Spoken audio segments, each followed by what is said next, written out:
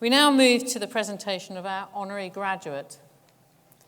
We give these awards very carefully and very thoughtfully. It's the highest honour as a university we can bestow upon somebody.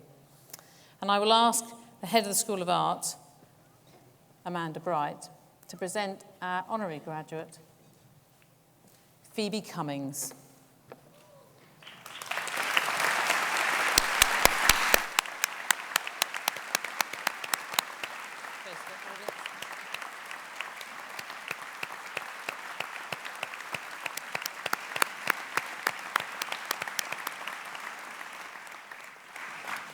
Vice-Chancellor, distinguished guests, graduates, families and friends, it is my honour to introduce Phoebe Cummings.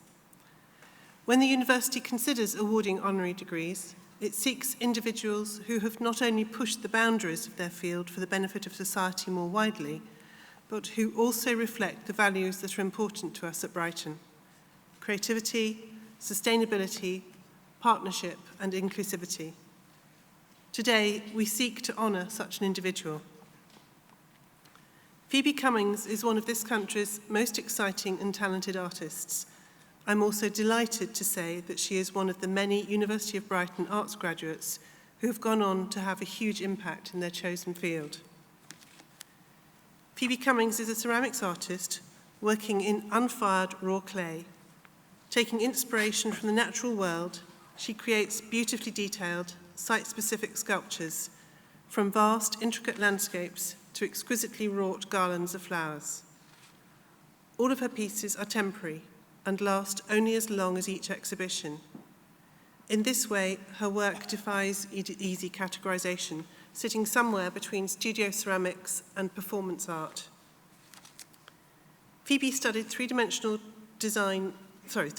crafts here at Brighton in the early 1980s, before going on to complete an MA in Ceramics and Glass at the Royal College of Art in 2005. She has undertaken a number of artist residencies in the UK, USA and Greenland, including a 3-month arts industry residency at the Kohler Company factory, Wisconsin, and 6 months as ceramics artist in residence at the Victoria and Albert Museum in London in 2010.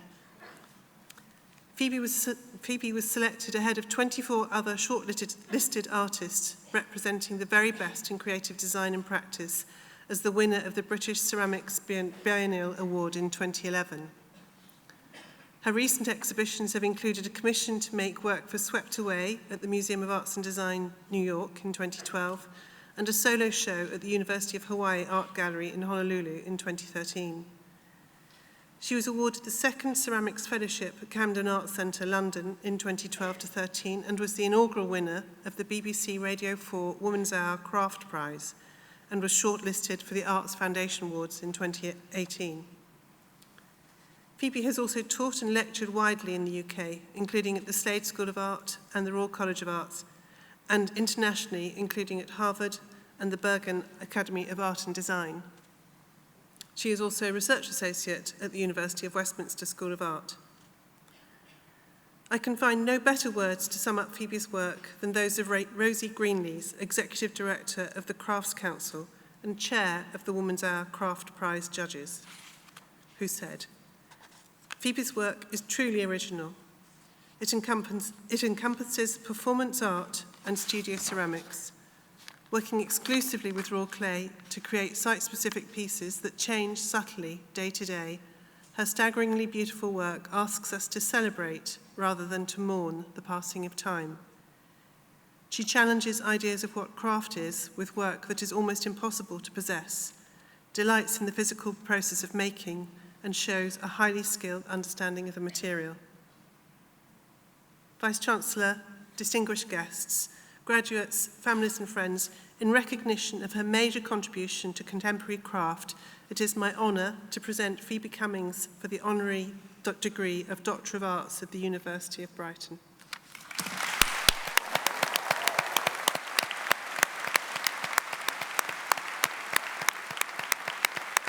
Every embarrassing moment is yours. That's your achievement. Brilliant. Absolutely brilliant.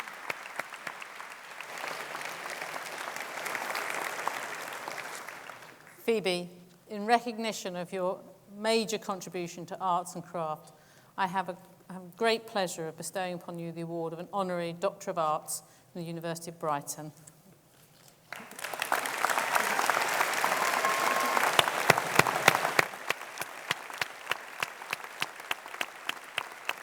I can take that off you if you want. Could I ask you to address the audience?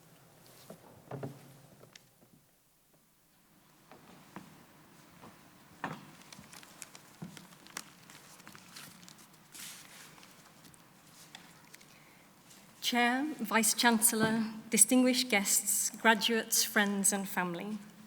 It's really an honour to be recognised through this award and an honour to share this ceremony celebrating the achievements of all those graduating today, and sincere congratulations to you all. Sitting beside you are friends you have made for life. I think about my own friends that I met 20 years ago in Brighton, and I recognise some things we all share: an independence and commitment to pursue what we believe in, a willingness and openness to question how and why we do what we do. The University of Brighton encouraged openness and encouraged us to find our own voices. I would especially like to thank Alma Boys in particular, who was my tutor and introduced me to ceramics, sharing her wealth of knowledge and skills without imposing any expectation of how they should be used or limiting how ceramics should be defined. Her good humour, warmth and support did not end when I graduated, and I'm truly grateful to her and the energy with which she continues to lead the course forward. Last year, I undertook a commission at the University of Liverpool's Victoria Gallery and Museum. The work was made in the former Women's Common Room in the original university building. In 1892, it was the first dedicated space for women in higher education in the UK. A fireplace designed and carved by the first group of female students still remains. The voices of those women recorded in the architecture and present in the shared act of designing and making. Within my own family history, I was the first person to graduate from university. Sometimes boundaries are broken quietly. They may be personal or societal, but they are significant nevertheless. Always continue pushing against the limits you encounter and recognize doubts, your own and those of others, without being shaped by them. My own path has not always been straightforward, and at the age of 24, after subsequent study in London, I declared myself bankrupt. Within that formal declaration of having nothing, I also found clarity and reaffirmed what I was unwilling to compromise: to keep making work that interested me with a material I continually learn from and think through. I had to find new ways of working, and there needed to be sustainability, and initially, for a large part of the year, I did other kinds of work to afford me the freedom to pursue those first creative projects. It's worth remembering that regardless of what you are doing, you never stop thinking like an artist or designer. The challenges the world faces as we move into the future demand people think creatively, to question, problem solve, and collaborate. The future needs openness, inclusivity, and diversity. The future needs compassion and care. It needs your individual and collective voices and actions more than ever. But today, take a moment to celebrate and reflect on all you've achieved so far, all you have learned, and all the friendships made along the way that you will carry with you always. Thank you.